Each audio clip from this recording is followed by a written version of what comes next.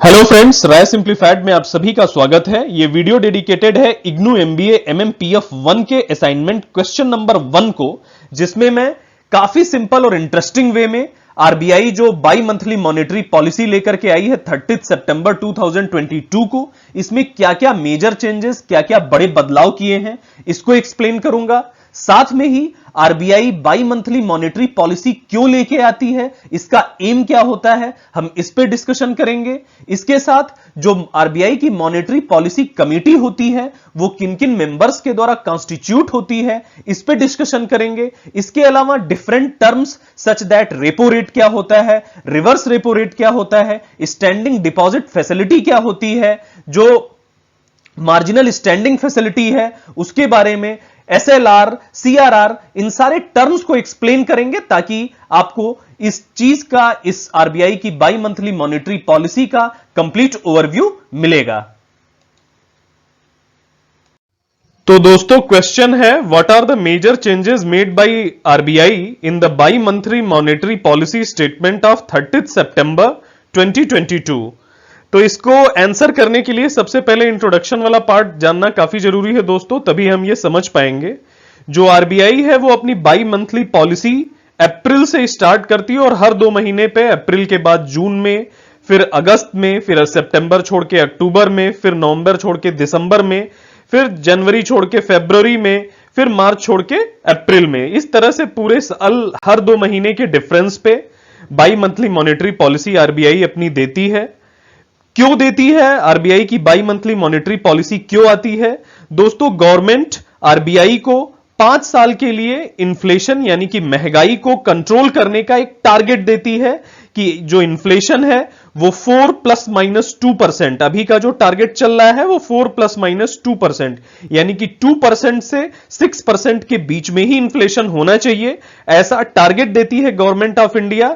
इस टारगेट को मीट करने के लिए, अचीव करने के लिए आरबीआई लगातार बाई मंथली मॉनेटरी पॉलिसी लेकर के आती है।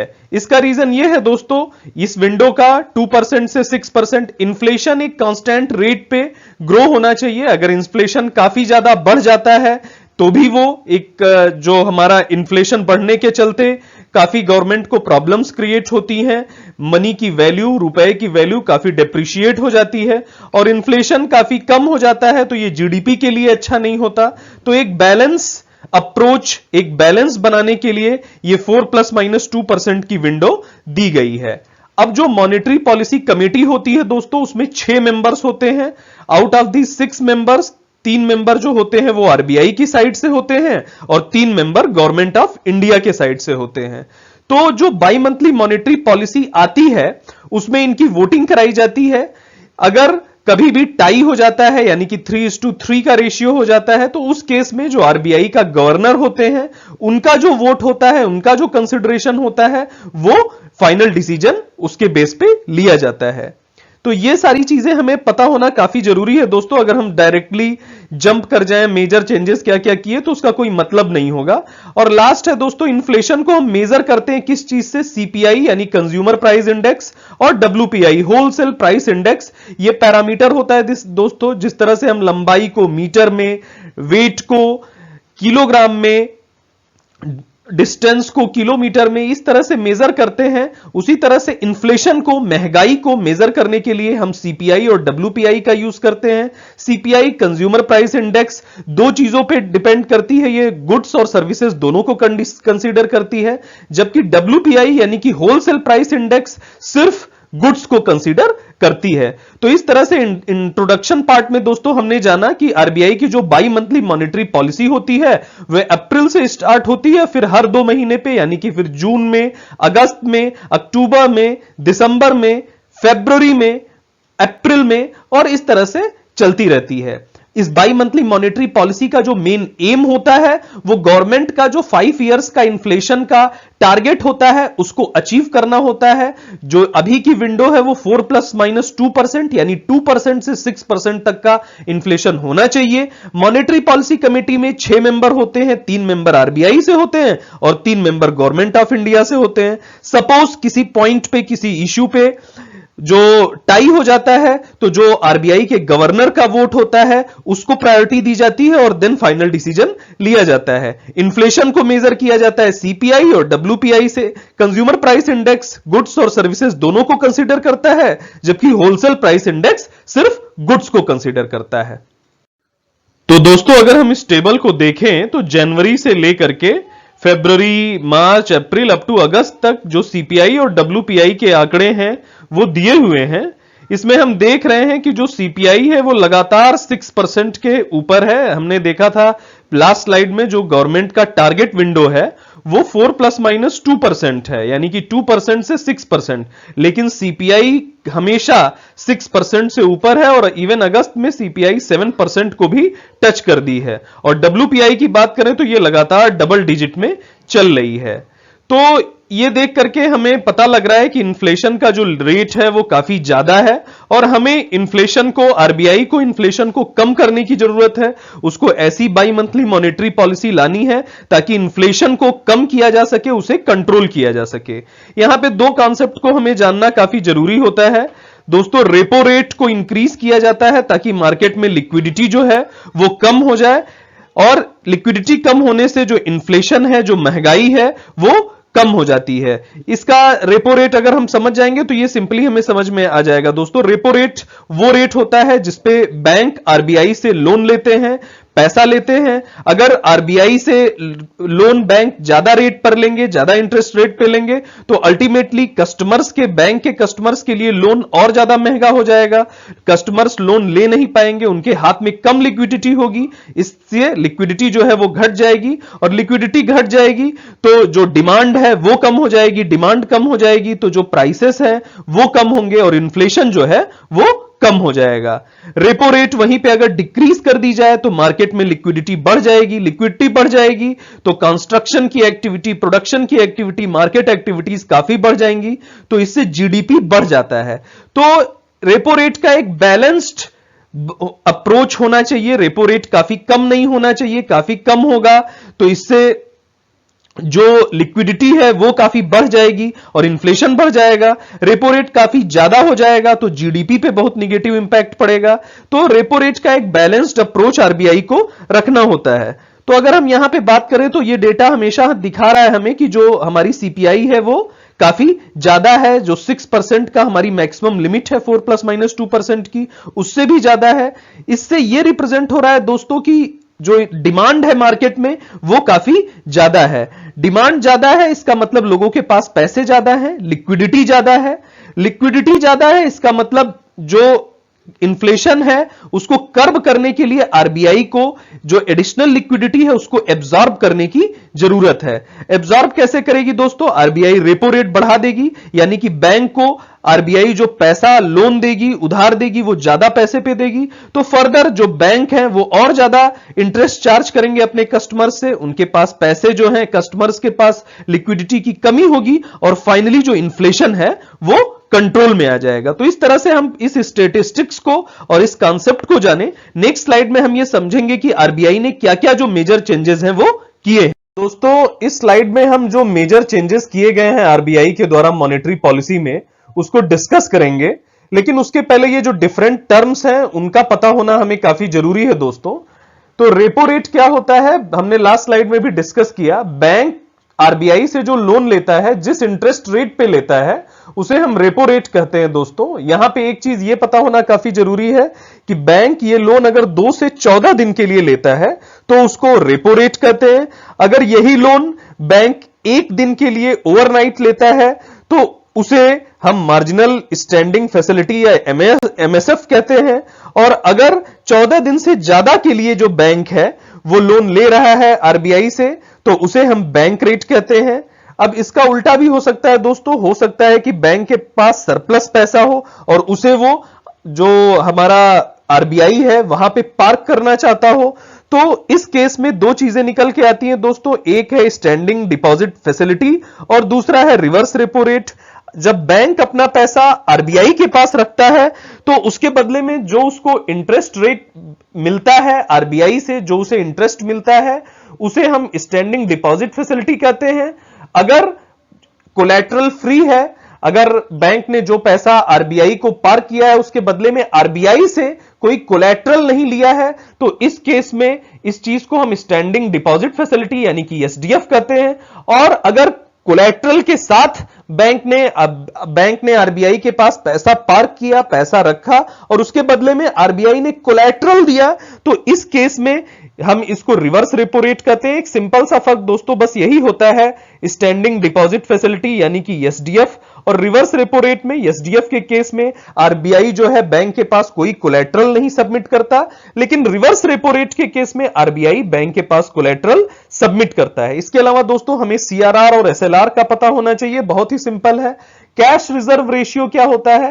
कैश रिजर्व रेशियो वो पैसा होता है, वो सिक्योरिटी मनी होता है जो बैंक को आरबीआई के पास रखना होता है ताकि कोई भी बैड सर्कमस्टांसेस, बुरी कंडीशन में वो पैसा यूज करके आरबीआई काफी इंप्रूवमेंट लाती है। और स्टैट्यूटरी लिक्विड रेशियो क्या होता है? एक लिक्विड मनी बैंक को खुद के पास, जो इसका ओवरऑल पैसा है उसका कुछ परसेंट बैंक को अपने पास एज ए लिक्विड रखना पड़ता है। अगर उतना बैंक नहीं रखता है तो आरबीआई उस पर हैवी पेनाल्टी इंपोज करती है। तो वो पैसा जो बैंक खुद के पास एज ए रिजर्व रखता है उसे हम स्टैट्यूटरी लिक्विड रेशियो कहते हैं, और वो पैसा जो बैंक आरबीआई के पास रिजर्व रखता है उसे हम कैश रिजर्व रेशियो कहते हैं।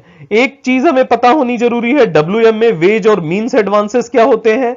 जो आरबीआई है वो सेंटर और स्टेट गवर्नमेंट को लोन देती है, तो इस तरह के जो लोन होते हैं जो आरबीआई सेंटर और स्टेट गवर्नमेंट को देती है उसे हम वेज और मीन एडवांसेस कहते हैं। तो ये सारे टर्म्स का हमें काफी पता होना जरूरी है दोस्तों, उसके बाद हम काफी इजीली जो चेंज हुए हैं वो डिसाइड कर पाएंगे। एक और चीज है दोस्तों, बेस रेट और प्राइमरी लेंडिंग रेट, ये भी हमें पता होना चाहिए।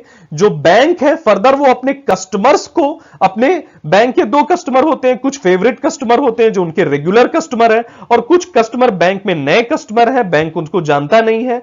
तो फर्दर जो बैंक अपने कस्टमर्स को लोन देता है, अपने फेवरेट कस्टमर्स को, अपने रेगुलर कस्टमर को जिस इंटरेस्ट रेट पे लोन देता है उसे हम बेस रेट कहते हैं, और बैंक अपने जो नॉर्मल कस्टमर्स हैं उनको जिस इंटरेस्ट रेट पे लोन देता है उसे प्राइमरी लेंडिंग रेट कहते हैं। सिंपल सी बात है दोस्तों, जो बेस रेट होगा वो हमेशा प्राइमरी लेंडिंग रेट से कम होगा, क्योंकि वो कस्टमर्स बैंक के फेवरेट कस्टमर हैं तो उनको इजी लोन, कम इंटरेस्ट रेट में लोन देगा, वो बेस रेट होगा। और जो बैंक के नए कस्टमर हैं, नॉर्मल कस्टमर हैं, उनको थोड़ा सा हायर इंटरेस्ट रेट पे बैंक लोन देगा तो उसे हम प्राइमरी लेंडिंग रेट कहेंगे। एक चीज हमें यह भी यहां पता होना जरूरी है दोस्तों, जो बेस रेट है और प्राइमरी लेंडिंग रेट है वो हमेशा जो रेपो रेट है उससे ज्यादा होगा, क्योंकि रेपो रेट से तो बैंक खुद पैसा आरबीआई से ले रहा है, अगर उससे भी कम पैसे में दे देगा बैंक कस्टमर्स को तो उसका लॉस होगा, उससे भी कम इंटरेस्ट में कस्टमर्स के पास पैसा पहुंचेगा तो बैंक का लॉस होगा।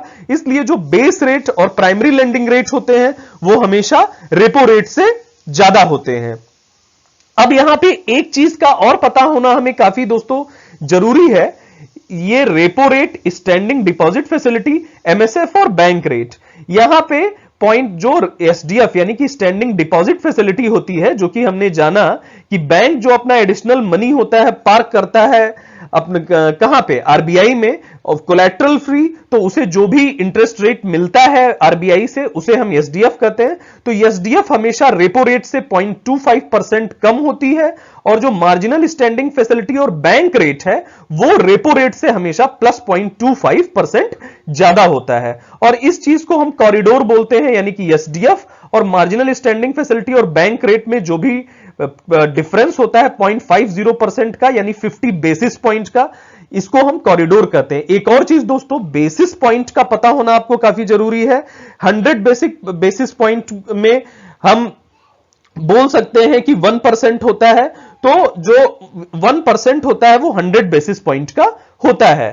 तो इस तरह से दोस्तों हमने सारे कॉन्सेप्ट्स को देखा। अब हम देखेंगे कि आरबीआई ने क्या क्या मेजर चेंजेस किए हैं। तो यहां पे हम सिंपल समझे दोस्तों कि अगर हमें रेपो रेट पता है तो हम इजीली स्टैंडिंग डिपॉजिट फैसिलिटी कितनी है और एमएसएफ और बैंक रेट पता कर सकते हैं। तो सिर्फ हमें यहां पे याद करने की जरूरत है रेपो रेट।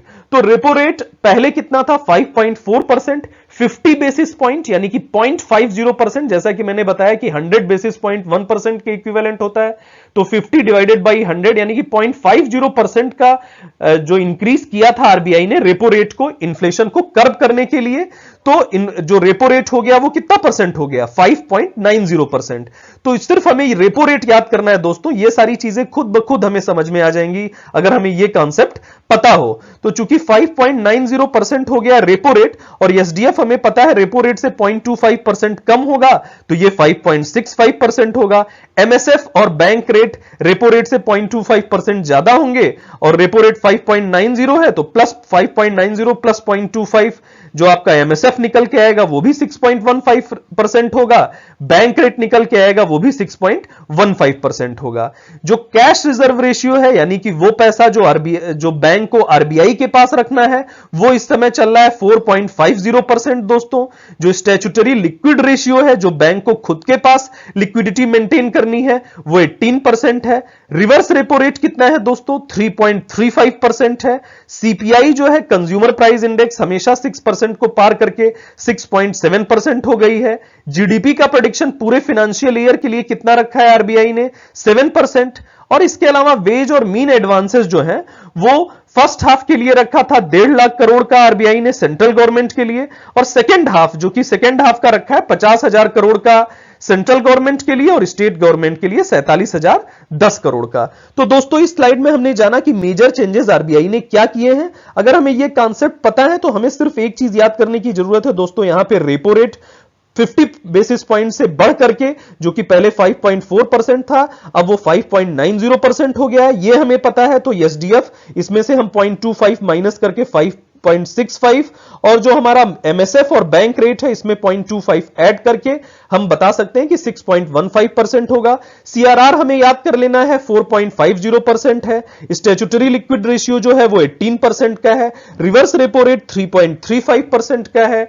जो सीपीआई है पूरे फाइनेंशियल ईयर की वो प्रेडिक्ट की गई है 6.7%। जीडीपी पूरे फाइनेंशियल ईयर की प्रेडिक्ट की गई है 7%। और वेज एंड मीन एडवांसेस यानी कि जो सेंटर गवर्नमेंट और स्टेट गवर्नमेंट को आरबीआई लोन देता है, सेकेंड हाफ के लिए सेंटर गवर्नमेंट के लिए 50,000 करोड़ और स्टेट गवर्नमेंट के लिए 47,010 करोड़ की लिमिट जो है वो आरबीआई ने रखी है। तो दोस्तों इस तरह से हमने पूरे इस कॉन्सेप्ट को समझा कि बाई मॉनेटरी पॉलिसी क्या होती है, मेंबर कितने होते हैं, इन डिफरेंट टर्म्स की मीनिंग को समझा और जो भी मेजर चेंजेस किए हैं आरबीआई ने उसको समझा। दोस्तों मेरा ये एम है, मेरा ये होप करता हूं कि मेरे इस छोटे से प्रयास से आप इनेबल होंगे अपने वर्ड्स में असाइनमेंट में कुछ लिखने के लिए। इससे रिलेटेड क्वेश्चन अगर एग्जाम्स में आता है तो आप कुछ लिख सकेंगे और ये कंटेंट आपको throughout the life memorise रहेगा। दोस्तों अगर ये वीडियो आपको पसंद आया तो जरूर इस चैनल को सब्सक्राइब करें।